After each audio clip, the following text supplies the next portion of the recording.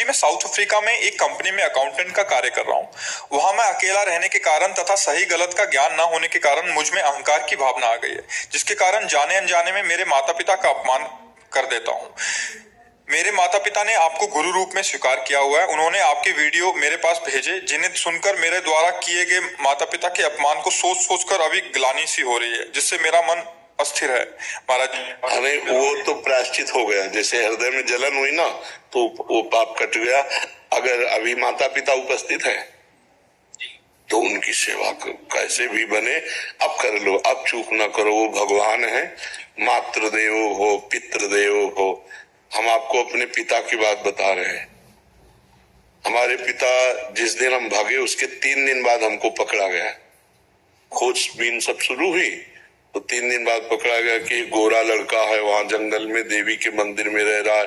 तो पहले बड़े भाई आए तो उनको तो कठोर शब्दों से कह के, बहुत विवेक प्रवीण था, बचपन में भी बहुत विवेक प्रवीण था। मतलब प्रवीण ना होता तो संसार की यात्रा काटते हुए भगवान ऐसे कैसे लाते। तो जब पिताजी आए तब हम मिल गए, क्योंकि वो एक कठोर स्वभाव के और बहुत धर्मात्मा पुरुष थे। उनकी हम आंखों में कभी आंसू नहीं देखा। बहुत ही दृढ़, सर्दी गर्मी भूख प्यास सब बर्दाश्त करके संतों की सेवा करना, गृहस्थ एकदम किसान आदमी ऐसे। तो जब वो आए तो हमारे मन में आया कि मारेंगे अगर हम आंख खोलेंगे, बात करेंगे तो उत्तर हमारा मानेंगे नहीं है, और इनकी हम अवहेलना कर नहीं सकते। तो आंख मूंद के बैठ गए। जो ही देखा पिताजी आ रहे सो आंख मूंद के बैठ। और नजदीक आए अपने स्वभावस, उठ खड़ा हो, नहीं खड़े नहीं, खड़ा हो, नहीं खड़े। तीसरी बार का आप खड़ा हो जा तो हमें लगा डंडा पड़ेगा। चौथी बार तो खड़े हो गए, बच्चे ही थे, खड़े हो गए। तो चाचा जी वगैरह उनको बड़े भैया कहते थे, तो हम भी पिताजी नहीं कहते थे, हम भी बड़े भैया कहते थे। तो हम कहा बड़े भैया आपसे एक प्रार्थना करें। उनका बताओ। हम कहा ये जिंदगी भगवान के नाम है, आप चाहे काट डालो ना घर जाएंगे ना आपकी बात मानेंगे। तो हम उनकी कृपा की बात बता रहे। तो एकदम चैप्टर बदल गया, जैसे भगवान की कृपा ना। तो उनका सच्ची, हमका आपसे सच्ची बात कह रहे हैं, घर नहीं जाओगे करना, कभी जिंदगी में ब्याह नहीं करोगे करना। बोले खड़े हो जाओ, खड़े हो। ऐसे छाती से लगाया, कहा राम राम राम 3 बार ऐसे छाती से राम राम राम ऐसे कहा। और कहा जाओ, अगर ऊसर में भी बैठोगे तो फूलों की वर्षा होगी। जाओ, जिंदगी में कभी तुम्हारा कोई बाल बांका नहीं कर सकता। पर एक बात ध्यान रखना, अगर आप बाबा जी बनते हो तो हमारा आशीर्वाद, ऊसर में भी बैठोगे तो फूल बरसेंगे, और जिंदगी में कोई बाल बांका तुम्हारा नहीं कर सकता। और अगर कहीं किसी की बहन बेटी देखी तो फिर तो हम कहा जिंदगी में आप इस बात को कभी नहीं सुनोगे। तो वो तो पधार गए, कई वर्ष हो गए उनको पधारे हुए, पर उनका आशीर्वाद, माता पिता का आशीर्वाद भगवान का आशीर्वाद होता है। हाँ, तो इसलिए अगर माता पिता से कभी कटु व्यवहार हो जाए तो हमें लगता है अगर वो जिंदा है तो अभी बहुत बढ़िया अवसर है उनकी सेवा करके, हम क्षमापन करके अपने मातृ पितृ ऋण से उऋण हो जाए। हमारा ऋण भी तो है, केवल रुपया कमाना खाना पीना नहीं। देखो उस अवस्था को सोचो जब आप सोच कर देते थे, लघु शंका कर देते थे, तब उनके, तुम्हें तो ज्ञान नहीं था, वो अपने वस्त्रों को भी पवित्र करते, आपको भी, और कभी आपको मारा नहीं, पीटा नहीं।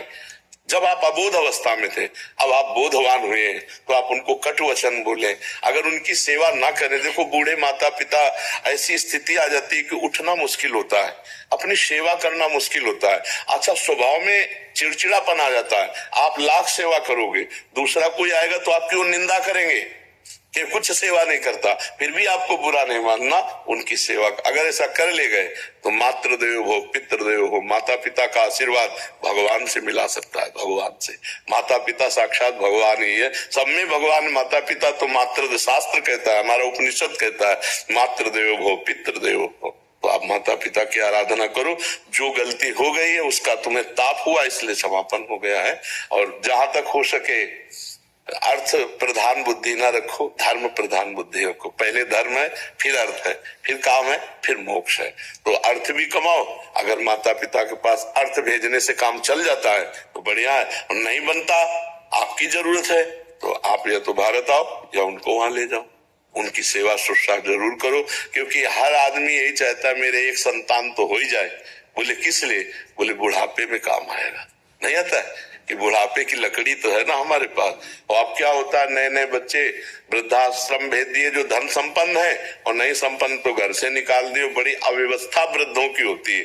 तो जिन घरों में बड़े बूढ़ों का अपमान होता है उन घरों में कभी लक्ष्मी सफल नहीं होती, शांति नहीं, सुख नहीं, बड़े अशांति होगी, पक्का समझ लीजिए। और जो अपने माता पिता का अपमान करते हैं उनके पुत्र कभी ऐसे प्रवीण नहीं हो सकते कि वो अपने माता पिता को सुख दे।